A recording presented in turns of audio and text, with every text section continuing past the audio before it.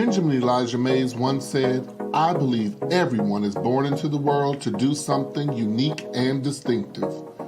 I have been fortunate enough to have opportunities that have allowed me to discover my unique and distinctive purpose. Unfortunately, every young person does not have that same experience. Building community, discussing the hard topics, challenging ideas, promoting HBCUs, and advocating for equal educational opportunities for all Americans. Dean Talk brings together various people to discuss topics which are critical to the improvement of education and equality in America. I am your host, R. Wayne Woodson, and welcome to this episode of Dean Talk.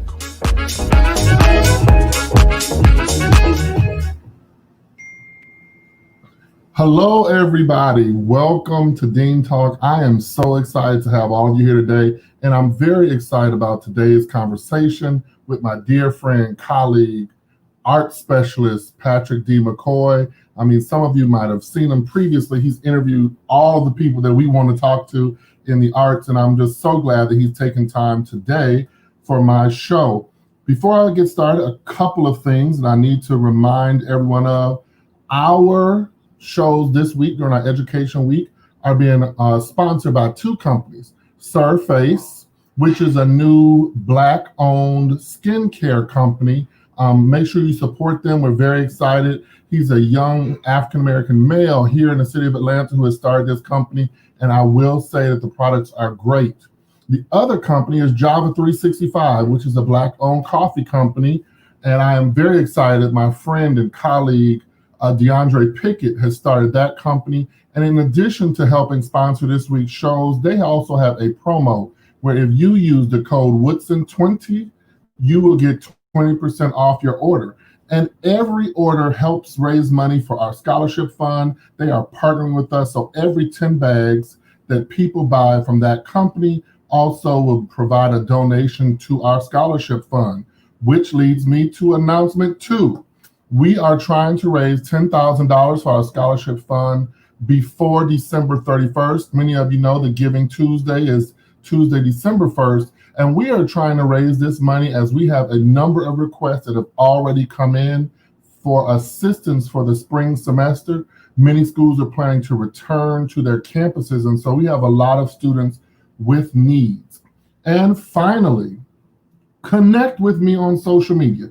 There's my Instagram, my Facebook, my YouTube. I'm also very excited that I have returned to Twitter.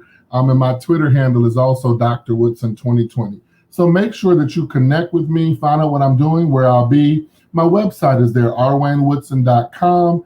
So you can find my schedule. If you would like to be on this show or one of my other shows, feel free to contact me. And if you would like to give, there are links on my page for that. I'm also excited that tomorrow morning at 10 a.m., I am hosting my first online virtual grant writing workshop from 10 to 12. If you would like to register for that event, please visit my website, and you can find all of that information there, or shoot me an email at rwoodson@woodsonasssoc.com. So now, while everyone's here, the topic of today, I am going to bring on my guest. I am very, very, very excited to have Patrick on with us today. Hey, Patrick, how are you? Repeat that, I'm sorry. I said, good evening. Thank you for having me. No problem at all. I mean, the pleasure is all mine. You know everybody in the arts, and so I'm just glad that you're on my little show this evening.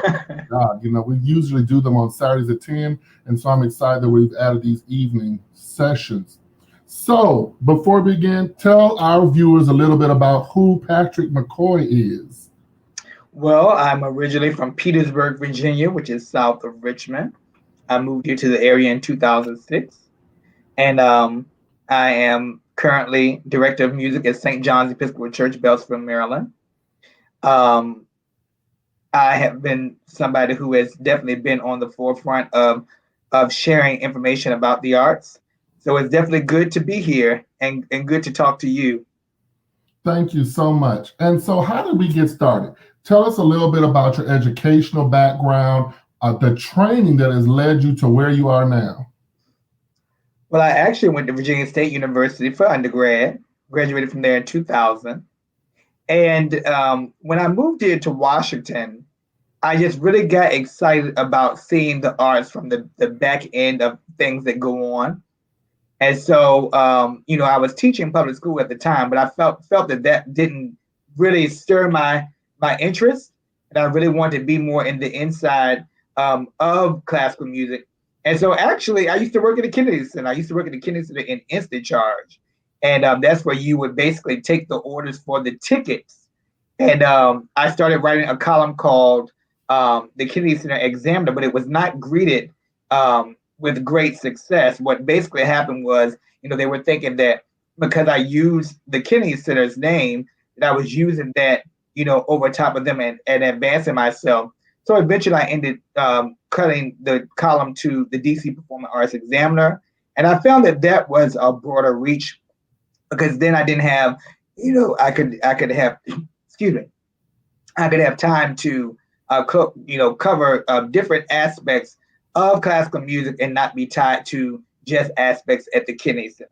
So that's how it's all started. And as I shared with you earlier, it started because somebody told me no. I mean, when you told me that a little earlier, I mean, I just always tell people like the power of no. I have done so many things in my career just because people told me I couldn't do them. And so no is a motivator within itself. And just for our young people who might be watching, don't get discouraged if things don't work out that first time. There are always other opportunities you can do with Patrick and I both have done, which is like develop your own thing. And then you have a little more ownership of what's going on. So I'm very excited. I saw your Facebook post about the new board position. So tell us about this, how this came about, and the organization, because I was very surprised. I had never heard of it before I saw that post. I'm truly excited. The Haiti Micah Project was founded by Father Joseph Constant, who is actually the priest and rector at my church, where I have served for 3 years. And the organization is basically in a situation where they help young adults and children in Haiti. And so I'm pretty excited because this is an opportunity to extend my philanthropic reach. I have definitely always done stuff as far as the arts, but this is an opportunity for me to do more in terms of using my talents in a more philanthropic manner. So I'm really excited. The organization is based in Alexandria, Virginia, and we actually have a concert coming up. Just like everybody else has had to pivot, we have also had to pivot into this virtual space because, last year we did a concert to benefit the Haiti Micah Project at the church, but this year it's going to be a virtual concert, and I'm truly excited about that. I mean, most of us feel so detached from Haiti, but then when you get connected, you see the amazing people, the culture that has just been significantly ravaged by natural disasters, by other struggles. And so I'm so glad that you have that opportunity to, provide your services to help such a worthy cause. Thank you so much. So let's get right down into it. Most people don't know because now I work so much in education and so much in higher ed and all the things I'm doing that my background is in music as well. I have several music degrees, and so I'm very excited about this topic. Let's start very at the beginning. So you had a show. How did you start getting guests on there? I mean, we're not talking about, somebody who just started singing at the church up the street. You have interviewed the people that all of us look to as idols in the field. Even just a few weeks ago, I saw your interview with Jubilant Sykes, who I have admired since his very first album. So how did you start getting those types of guests on your show? What I have found, Wayne, is that you can make entree and you can work to interest anybody. A lot of people think because you basically are having these people who are celebrities, but they're people just like you. So when I started Blog Talk Radio many years ago, just about 10 years ago, as I shared with you, there was a young man when I was starting the Ben Hope Memorial Branch of the National Association of Negro Musicians, and when I started that chapter, there was a young man who was doing a radio show, and basically, this person didn't follow through. And so when I got on the website where it said Blog Talk Radio, have your own show, I hosted my own show. And the rest is history. And so what I started to do, I started to reach out, to management companies, just, by Googling the artists, finding their management company, and the rest is history. And aside from, the history of the podcast guests, when I started writing for Watch Your Life magazine, that was a dream come true. Because when I started, writing for that print publication, it was great to see those great artists, in print in this very glossy magazine. And so when I, initially started that chapter of my life, I started, I interviewed Joshua Bell. That was my first interest. And then it left from there to, Renee Fleming and other people. So I said all of that to say, sometimes we put the constraints and the boundaries on ourselves. If you really want to reach out to people, you can definitely do it. And I hope everyone heard what was just said. Patrick, I think we have feedback on your end, so you might want to turn your speaker down a little. Okay, let me. I hope everyone heard what he just said, that, sometimes we put limitations on ourselves. I know I have been guilty of that in the past. All of us will be at some point guilty of limiting ourselves. But, if you just continue to press on through it, usually will work out. So who has been the top guests that you've had, that you've interviewed? There have been many, I'm sure. But who are some of the top that you were like, wow, I'm sitting here with this person having a conversation? Oh my goodness, there have been so many, but I think the one that really sticks out, excuse me, is Denise Graves. When I interviewed Denise Graves, it was so amazing because, when I interviewed her, I almost was in my mind thinking, oh, she's not going to chat with me. I'm not a big, high-powered journalist. But, when I interviewed her on this series called the Celebrity Series. And when I interviewed her, she was so gracious. And, and since then, I have, encountered her on different occasions. But I would definitely say Denise Graves is definitely the most memorable. I know when I met her, we same teacher, Helen Hodem. And when I met Denise Graves, she had just done a recital at Boston Symphony Hall. And we went, of course, down with Miss Hodem to meet her. And it was really interesting, like what you just how normal she is, for lack of a better term. There was not a whole lot of pretentiousness. She was just, I'm here. So glad you all came. How did you all like the show? And I'm like, well, if I didn't like it, I'm certainly not going to tell Denise Graves.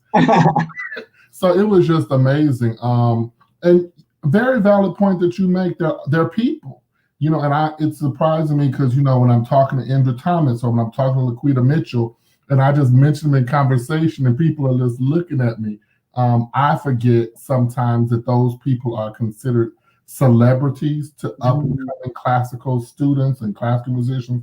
And I just kind of throw these names out just because they're friends of mine. Yes. I think that that's a very important point that you make.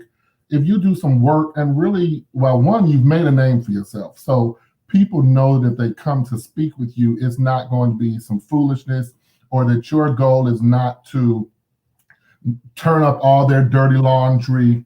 And that is a fear for some artists, and especially when you get celebrity status, that you will interview people who are not there for your best good. So how have you worked to get your reputation to where it is? What are some, insights, suggestions, pointers that you would give to people? It's funny that you mentioned that because what I do, I always send talking points. Hi, Morris. Morris is my former student at Virginia State. I think it's very important for me. I always send talking points in ahead of time because I don't think anyone likes to be blindsided. I've listened to interviews with the person who's gotten blindsided, and that's never a good feeling. I mean, I've been blindsided, and you respond with grace, but at the same time, again, people don't want to be in that situation. So what I do is I typically send my talking points, in advance and give the person the opportunity. If it's something they don't want to cover, they are welcome, to let me know. But for the most part, the guests that I've had, they've been very gracious in everything that I've wanted to cover. They basically would do so. And I mean, I certainly can relate. I was doing an interview one time, and about 10 minutes into the interview, it was clear to me that the person was interviewing me to try to find out personal dirt about other people that I knew. And I was like, no, I don't do that. So I pulled, some people call it a diva move. Whatever. I just said, I'm not doing this interview anymore. I walked out. Because that is not who I am as a person, and I'm certainly not have a reputation out here like that. So when we think about the arts right now, I speak to my colleagues in the field and working professionals, and it is challenging with COVID. A lot of them have not performed since March or have performed very minimally. So what are your thoughts on where the arts are right now? As I share with many people when I speak, COVID-19 and social distancing has definitely leveled the playing field. People who listen to me, whether you were performing at La Scala or the Meyerhoff or the Kennedy Center, everybody's on the same level. So there's really no excuse for people not to really excel, in the arts. It was so funny when I started doing these interviews in this virtual space, in this video space, I would see people doing these interviews. And I want to give a shout out to Dr. Leo Davis, because he was doing these interviews before anybody, all things Leo. And I was wondering, like, how in the world do you have these different captions and so forth and so on? And then one day during this summer, I was just like, let me look at this. And I just Googled, StreamYard, because StreamYard was on, on the screen. And from that point on, I've been doing those interviews, on StreamYard, and I like StreamYard because you can basically do the interviews on YouTube. You can share them on all of your pages, and it's very easy to use. So I said all that to say that I just feel like that COVID-19, even though there are some disappointing factors with COVID-19, I also think there have been some good things, as far as interviewing different artists or different opportunities. And then furthermore, people have tapped into skill sets they didn't have before, So I think that is an important part that people need to realize when they speak about COVID-19 and the current situation that we're in. And I just had that I interviewed Dr. Graham, who's the chief of staff at Kentucky State University, on Tuesday, and we just had that same discussion about some of the, even with it being a pandemic, some of the positives that are coming out of that. And like you just said, creativity. It is interesting to me when I see, my world-renowned friends and your friends as well, and then we're in their living room and they're doing a recital. That's amazing. And so, certainly, and I was on that day when you went on Facebook to test out StreamYard. So I was watching that day, and it was just interesting to me. Some of the people were commenting, these Met stars that are on here commenting on your new social media platform. So I think that that's a very valid point. So as we think about the art, unfortunately, our culture, Black culture, still has these challenges with classical music. When I was performing and conducting full time, people would always, even in this day and age, say, like, we don't do that. Like, why are you doing that? So, how do you address those discussions with people? When I was a young person, it's so funny that I've had so many full circle moments, and it's almost ridiculous because, when I was a teenager, I had this fabulous mentor named Dr. Jim Peak. And every day after school, I would go to his office. And in fact, I recently interviewed him. And I would go to his office every day after school. And he would let me, he would give me a disc. So many of the artists that I've interviewed or I've covered their concerts, they've truly been full circle moments. Because a prime example, Marietta Simpson, the great mezzo. It's so funny. I used to listen to the recordings of her singing live, the disc by, Robert Shaw and the Bach Magnificat and the Vivaldi Gloria. So I never imagined that all these years later, one day I was at Shiloh Baptist Church in 9th and P, Washington, and I was there, and, she got up out of the audience, to sing a piece. And I was like, oh my God. So I definitely have these full circle moments. I think that mentorship is a great part of that. I share with many people. Sometimes I think that people they very loosely use the term of mentorship. Everybody wants to put it as a Facebook says, "Oh, this person is my mentor," or so forth. But back in the day, as you very well know, many people just got tapped. They didn't even make a big production that they were mentoring you. All you knew was they were pulling you up, giving you knowledge and different advice. And when they're long gone, you realize you've been mentored. So I think that mentorship is definitely important in terms of all of that. And it's so brought that up. When I was undergrad, the Glee Club sang every year on the Robert Shaw Christmas concerts. And at that time, I didn't, it was just like Robert Shaw to me. Like we see him every year. He talks to us like it's not important. And one day he brought me into his conducting studio backstage and like had this conversation with me about conducting. So then when I graduated from Morehouse and I found out who he was, by that time, he was like not with us anymore. And I was like, oh my God, I was like sitting here and I didn't realize, to go to your point, that he was really mentoring me in a way, because that was when I really decided that I was going to do conducting full time. Mm-hmm. And just sitting down with him in that suite, and just talking about music, and he was sharing with me just some of the things that he had done and like some of the mistakes he had made. So I think you bring up a very valid point that mentorship is very important. It is. So, the other challenge we have now is that, unfortunately, when we look at schools and curriculums and programming, the arts is usually the first thing cut. We need to keep STEM, but, we'll cut the music program, we'll cut the band program. So, what are your thoughts on that? I mean, this is a big issue, especially right now when higher ed institutions and public school systems are looking for every cut that they can make right now. So what are your thoughts?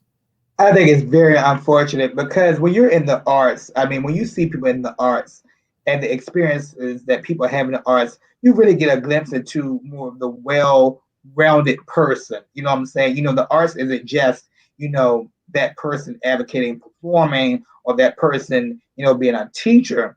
The arts teaches, life skills, whether it's mathematics, whether it's English, whether it's, to communicate with others.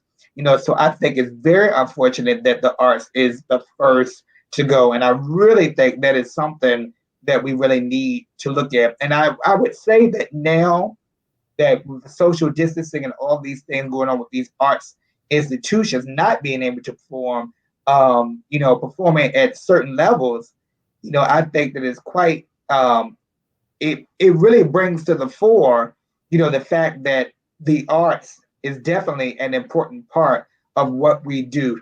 And so I think that it's definitely unfortunate.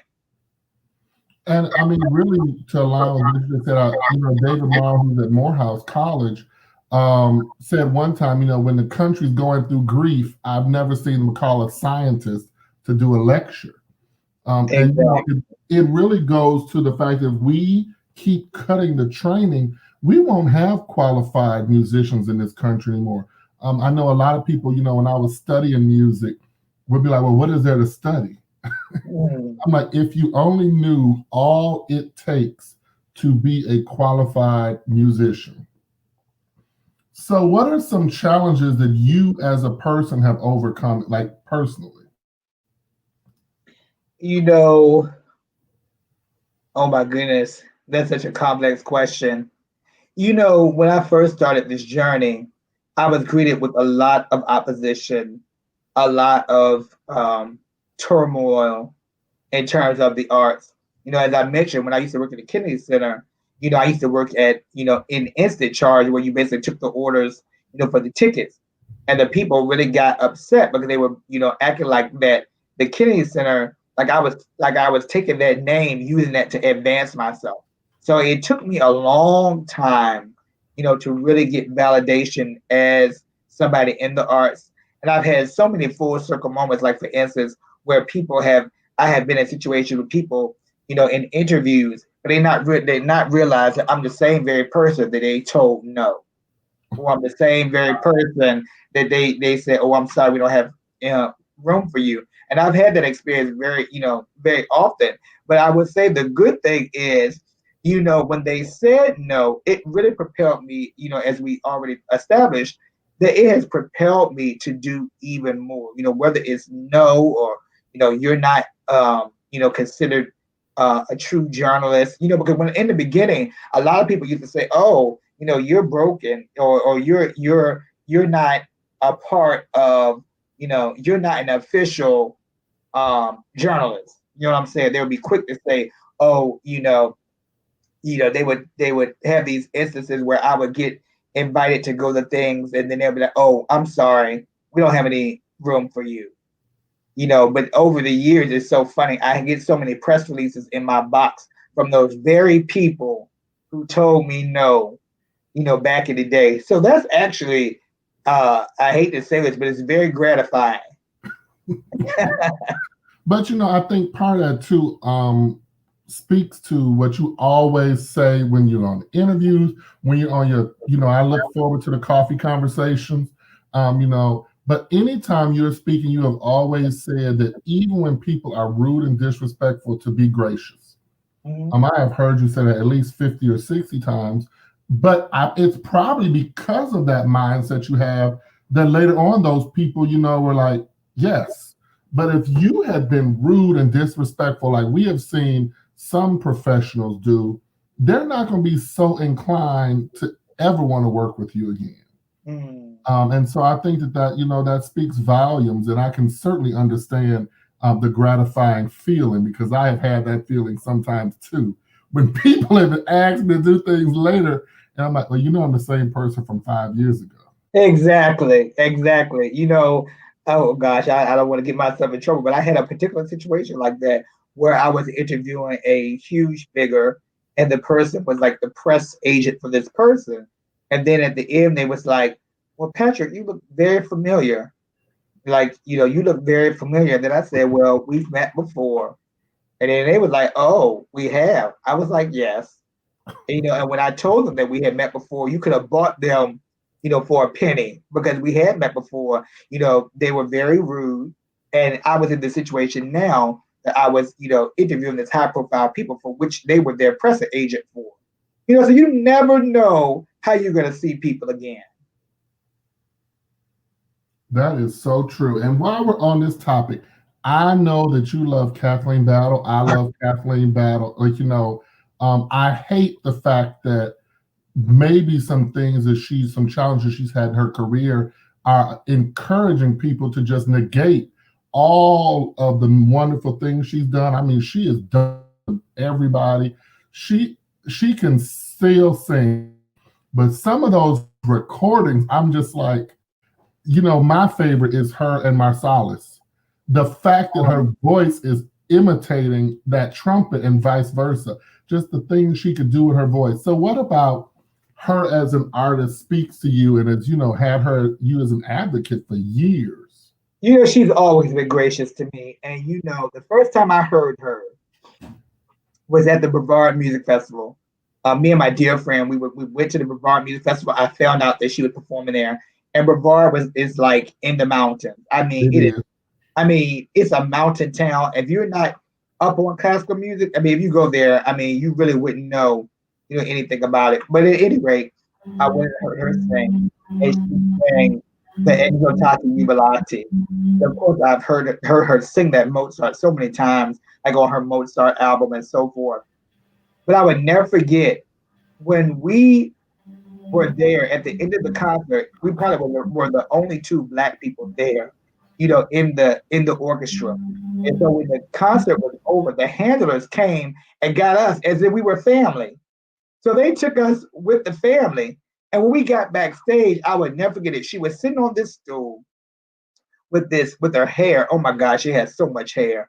She had her hair pulled back in a black bow, and she had changed out of her gown, and she was sitting on the stool. And I would never forget this photographer came and started taking pictures of her. She had already asked no photography. Sometimes I think that people, try to make her out to be the villain, but they're not respectful. And so when he raised that camera, she just took her hand, her index finger, and just said, just like that, and he went out. But she was so gracious. She signed my program, and from there, I've heard her so many times. She just was here. When she did her big triumphant return to the Met, I had a chance to go there, and then also I had a chance when she sang her program here in DC at the Kennedy Center, and it was so packed. I mean, she sang. I'll never get. She sang. Excuse me. Were you there? And I mean, she brought down the place. I mean, it is just so. So I said all that to say, I don't think that it's appropriate that people diminish her artistry because there are so many people who have done the same thing, especially white artists. You have some white artists who have done the same thing, very difficult, but they get viewed as difficult artists, or they're eccentric, or they haven't had like a solid interaction, and I'm always a advocate for her because I just feel like when we get in these situations, as Black people, I think it's very disconcerting when we get in public forums, and speak about our artists. I can see us, speaking negatively, with our set and our spirit. But when we get into our artists and we bash them in mixed company, there's just something that really disturbs me. And I've always wondered why we do that. Sometimes we don't give our own people the grace that we give everyone else. Yes. I remember an incident, because I used to work for the Atlanta Symphony, and so I was very familiar with what was going on with other orchestras around the country and performing organizations. And I remember Ms. Battle, her contract says she had to have a specific type of car, and there are requirements. And there was this huge, huge issue made about it, like across the field. And I was sitting there thinking, well, that's not any different than any other artist that and some artists have some specific things in their rider. You're just like, this is beyond ridiculous. Yes, so I think you bring up a valid point that, we are much harder on our own people. It has to be discouraging, even when we look at our young performers who are up and coming, and just the way that some of them are being treated. That could be limiting and discouraging. So as you work with young artists, I know that you were at Virginia State, and with COVID and all, a lot of people are, in transition and schools are working. But what are some of the things that you enjoyed about work with our young up and coming performers? Oh my goodness, it's not what people think. I mean, when I was at Virginia State and working with the young people, especially you may have seen Morris Clark, he was one of my former students, but the students are just so respectful, and I find that they are very eager, to learn. They're eager to learn. They're eager, to see things, forward and count things into fruition. So when I was at Virginia State, we had to pivot very quickly when COVID-19 happened. I think that was back in March. We had to really, because if you think about it, many of the artists, many of the teachers had never used any of the material or the programs that we're doing, especially the older faculty members. So it was definitely a transition. So I was definitely glad to see everybody make the adjustment, and I'm gonna tell you something, like being on Zoom and the latency that's with Zoom, you're trying to do a lesson, you have this big echo, and it's very it's very awful. I mean, what I've seen people do is that they will record the people of their repertoire or their studio. They'll record it and they'll make a track, and then what they'll do is they'll sing to the track, and so that's how they submit things for their jury or things, because when you try to do that on Zoom, I mean, Zoom is definitely not based, is not found for teaching. It's made for speaking, right.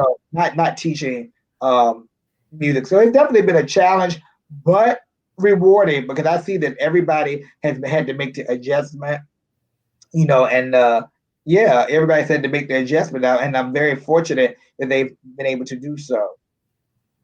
I told somebody the other day, I said, I'm just all zoomed out. Um, I have been on Zoom so much. One day I had meetings from 8 a.m. to 9:30 p.m.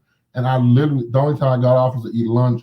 And so you make up a valid point. Zoom was not created for the arts performance, certainly not teaching the arts. And I have spoken to some of my mentees across the country that are just completely frustrated without the connection to their professors. Especially at HBCUs, we develop a different connection with our professors. They're not, in many cases, just teaching us exactly academic lessons, and so not being able to connect in that way. So you are also, with all else that you're doing, a music director at a church.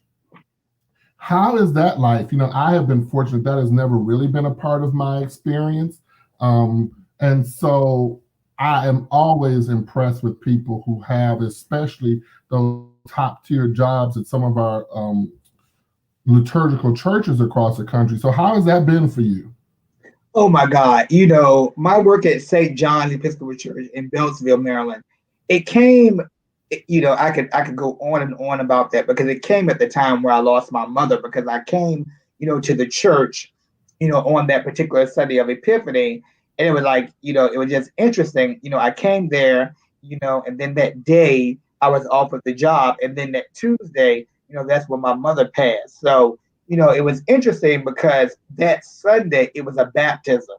And most people say that when a baby comes into the world, especially a baptism, that somebody's about to go out, but you don't be thinking about it.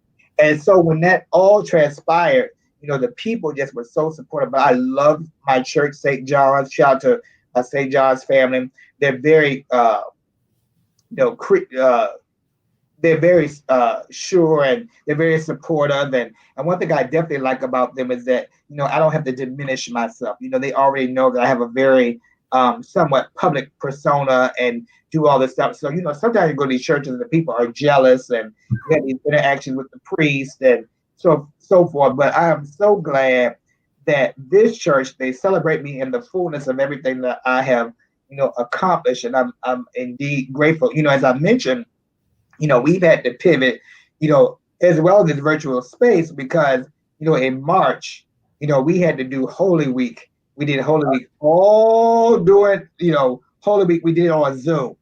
Oh, wow. Yeah, but we still did all of the services, And so then on Easter Sunday, that's when we finally did the first live, Facebook lives with the organ in the church and all that kind of stuff. So, it's definitely been a it's definitely been an experience, because you think about it, most of the Episcopal churches, they're not ready. Most of the churches, they're not ready to go to the flat screen or streaming and stuff like that. But, I must say that we truly, basically, pivoted and adapted and, we got a new sound system and, so it's definitely been a challenge, a good challenge.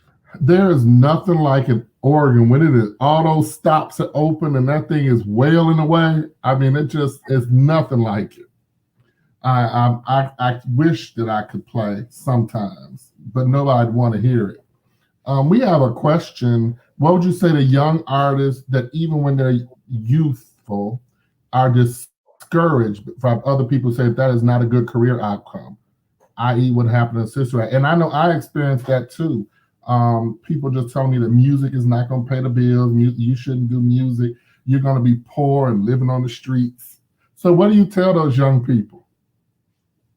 I feel like you have to keep going. I mean, if it's something that you truly want to do, as far as music and the arts, you will keep going. Because what I found is that what COVID-19 has taught us is that you really have to diversify. I remember 2000, I want to say 2016, I was working downtown at the administrative offices of U.S. Courts, which is totally removed from music, but it allowed me to pay my bills. It allowed me to do things and live a lifestyle that I was more accustomed. I find that here, when you try to limit yourself as far as the income or the opportunities, is definitely, a challenge. So I always tell people, it's always wonderful to create your own space, use these opportunities to find your passion, and I know that's easier said than done, but what I've found that when I have funded my own passion, the rest just follows. So I would say, keep on moving. I know people are going to say certain things, but you have to know within yourself what your role is and the fact that you need to keep on pushing. So that's what I would say to that. And I mean, something that I want to bring light to that you just said is there is no shame in doing other things to work if you need to in order to fund it.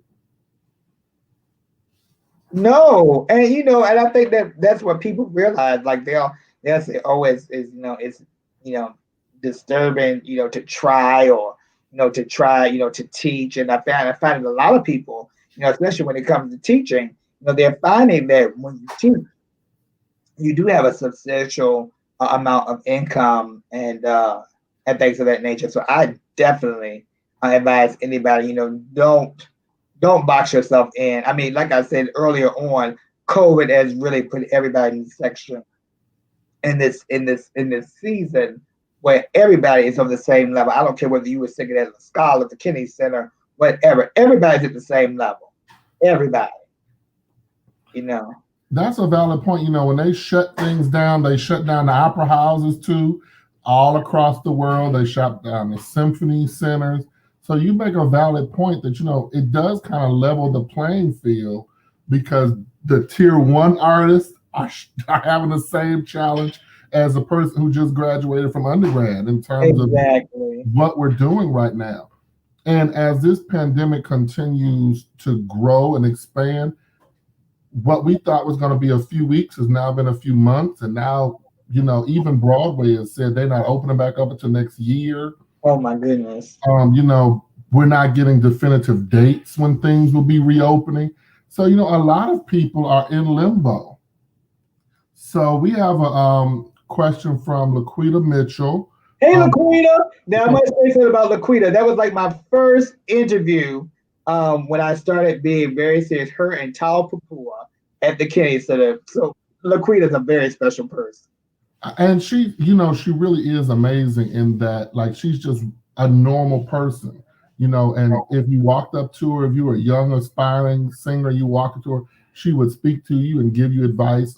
When I was at Payne, she came to the school one day and my students, when they found out who she was, they go, YouTube everybody. I mean, complete. And so a dear friend, and so I'm so glad that she's watching today. Her question is, how practical is it now for educators to push musicians to have careers within music? I think that people are more eager and receptive to take that kind of that criticism, for lack of better words, because sometimes when you speak to people about having careers, actually teaching or having an administrative role in the arts, you find that they're almost like, okay, I went to school to sing. But now you're finding that a lot of these artists who made their career in the performing arts have had to pivot and have had to look at opportunities to teach. I think about many of the singers who have, gotten appointed as young artists at different schools and so forth. I'm so glad for Denise Graves because she just got appointed at Juilliard and, Russell Thomas, at Indiana and so forth. So I think I think that, this time has caused everybody to pivot as far as education is concerned. And I'm always transparent on my show. My issue has always been this push we have at some institutions to get students through programs when we are clear that they are not going to have successful careers. Mm-hmm. And that we sometimes don't have the conversation about other options. For instance, I graduated Morehouse with a voice and choral conducting degree. My first job was in administration at the Atlanta Symphony Orchestra. But we don't have those conversations that everybody that has a performance degree is not going to be a performer. My friend Edwin is an attorney. My friend John, we all went to school together. John Manson is in Nashville. He's a judge. And so I think we do need to do a better job of reality check sometimes. I had a friend who, and I might get in trouble, but I had a friend who really wanted to be a performer. but I mean, could not sing his way out of a traffic jam. Oh my.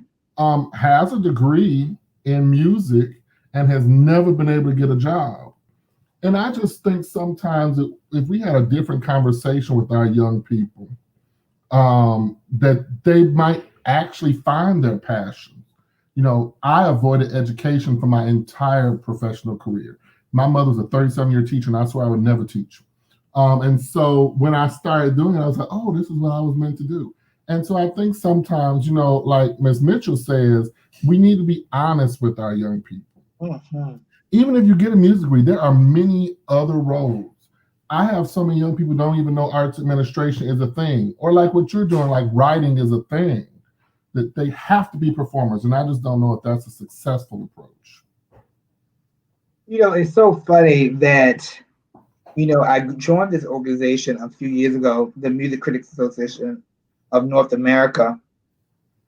And what was interesting, the first time that I was able to be a part of, one of the annual meetings was because of COVID. Now, mind you, I've been a part of this organization for 8 years, but I never got a chance to go to any of the meetings. And when we were supposed to have the meeting, this year, it got canceled. It was supposed to be in San Francisco. So I'm saying all that to say, when I got on the Zoom, I was the only African American music critic on the line.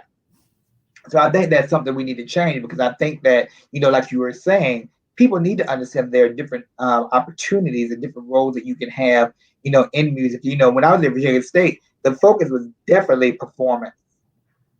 But when I was finished, I really don't feel like, I was prepared like my counterparts with the young artist programs and, the competitions and so forth, so and now, of course, I'm totally beyond the age to even be able to do it. But I think that it's very important that people know, that these opportunities, exist. So I think that's very important. And Miss Mitchell and I have that conversation all the time, just in some of our undergraduate programs.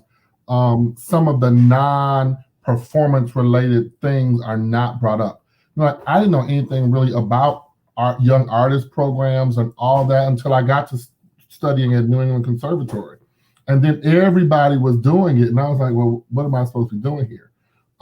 But, the point I'm bringing up and that you're bringing up is there are so many other avenues. For instance, our HBCUs could do things in terms of arts administration programs and those types of things, or, writing about music. There are many other options. And I too have been on calls, especially when I was still in the symphony world. I would go to the American Symphony Orchestra League conventions, and there was not a lot of us around. Right. There are not a lot of orchestral conductors around. There are not a lot of top level, Black choral conductors. I'm very glad and proud of my friend Eugene Rogers with his new position in Washington. And so we just need to do more to expand where our students' opportunities can go. Like Ms. Mitchell is saying, all roads should be explored. Yes, they should. I performed for years because that's what I was supposed to do. I did not enjoy it. I tell people all the time, the movie Center Stage, where, the girl tells her mother, you didn't have the talent and I don't have the heart. Like, my heart was not in performing. I was really good at it and everybody loved it. I lived in Europe for a while, but I hated it. Wow. And, when I shifted, I was like, oh, this is what I was supposed to be doing. But I had never really thought about that early on. Mm. So as we move, we're now starting to think post-COVID and, what do we do when we get through all this? In our final segment, what are some things that you are still looking forward to? I mean, you've done so much now, Patrick, but what are some things that you're still looking forward to doing and hoping to launch maybe or expand? With COVID, I just feel that, first of all, the virtual space is going to be a reality. Whether they get a vaccine or whether they basically, slow it down in terms of how it relates to the performing arts world. I really feel that this virtual space is going to be a part of what we do forever. I think that when COVID is over, I really think that the virtual, because what you're finding is that a lot of the conversations and a lot of the things that you normally would have to go out of your house for, it could have been a Zoom. It could have been, a StreamYard. So I really think that in terms of, COVID in this virtual space, I think that it's truly going to be a part of, it's going to be the norm. Right now it's the exception, but I think that right now it's going to be the norm. I'm finding, Cor- um, the Washington Chorus just did this world premiere of Damien Jeter's oratorio, Cantata for a More Hopeful Tomorrow. And it was so amazing how they, even in COVID, they were able to put together a multimedia, video piece, and people bought the tickets, and it was like it was supposed to be. So I really think that this virtual space is going to be a part. It's not going to, some people might say, they might be, you know, said they might be willing to take considering spot ready of it, but I really think that this virtual space or these virtual platforms is going to be a part of everything that we do. And I think our arts presenting organizations have an opportunity here. The Augusta Symphony is starting like a virtual ticket. So for $10, you get the code and you can watch the show at home. Chanticleer did the same thing with their concert a few weeks ago. I was in my bedroom watching, Chanticleer's performance. And so I think we have an opportunity here as we address what you said, which is that this is the new normal. We're not going to be going back. We have this discussion now in higher ed. We're not going back to the way things were. That's probably never going to be an option, but we have an opportunity here to expand. And even with the classical arts, people are listening and watching these performances that probably would never have stepped foot into an opera house or a concert hall. Exactly. And like Ms. Mitchell says, evolve or dissolve. Exactly. My clothing line will have a shirt that says evolve or dissolve starting on Monday. But I mean, that's a very valid point. We have been as a country for so long, expecting everyone to be like us. And so I think that, as we shift and try to figure all of this out, that, just like you said, we have some serious opportunities here. So as we come to a close, what are some final thoughts that you have for our viewers, for the people who will watch this, afterwards, because it'll be played over and over again. People will download it and watch it. So what are some final thoughts that you have?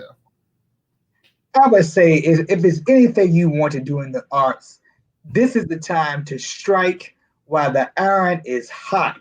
This is the time, like I mentioned before, and I just reiterate, this is a season where people are really on the same playing field, in terms of whether you were at this concert hall or in your bathroom, whatever, you have the opportunity to do all the things that you want to do. So I would just say, create your own space. There's no reason why you can't do a Facebook Live, why you can't do a StreamYard, why you can't present, a moving recital. A lot of times, people would tell you, like I mentioned earlier, they would say, oh, you're not supposed to do this, or you're supposed to do this. But now you have the opportunity to really do whatever it is you want to do. So that's something I would really like to drive home. People who are listening, do what you want to do. Don't let people discourage you. This is the time. This is the time. I can't express enough that when I first started this journey, how people would say, oh, you're a blogger. You don't write for a publication. And I just think that with hard work, it will all pay off. So those are my closing words. And look at those real journalists now who are also bloggers, because everything is virtual now. So exactly. As you mentioned earlier, just coming full circle. Patrick, thank you so much for your time today. This has been great. I'm looking forward to playing it again for all the people. I've been getting texts from people saying, will it air again? So the answer is yes, everyone. And I'm so glad to have had you on the show today. And I just want to say to you, Wayne, it's been a joy to watch you grow. And, even for you to enter this virtual space, these conversations that you have had, they've been wonderful. So I want to congratulate you and thank you so much for giving the opportunity, not only for me to speak, but for other people to have their voices heard. Thank you so much. I told my team just a few weeks ago, like, this is new to me. I have been making things happen for so long. So to be the face now is just kind of a little different. So thank you so much. Encouragement is always needed because it's not always easy. Yes. Thank you so much. All righty. Thank you. Have a great evening. You too. So, everyone, I hope you enjoyed today's conversation with Patrick McCoy. Great conversation. I just want to again thank our sponsors for this week, Surface and Java 365, for helping to underwrite this week's series. Always needed. So, if you would like to be a sponsor, please make sure you visit my website and email me. We are also, again, collecting donations for our scholarship fund. You can visit woodsonassociates.com, or you can cash app to Woodson and Associates, and all of that money goes directly to scholarships. We do not use any of that money for operational expenses. And finally, make sure that you connect with me on social media, Instagram, Facebook, my new YouTube channel, which will also have all of these recordings, and these shows are actually streaming live to now, and my Twitter, Dr. Woodson 2020 on most, and then Our Wayne the Dean on Facebook. So I am so glad to have had all of you on today. Hope you enjoyed the show. Make sure that if you're interested in grant writing, you go on to my website and register for tomorrow's workshop from 10 a.m. to 12 p.m. Thank you so much, everyone, and I hope that you have a great evening.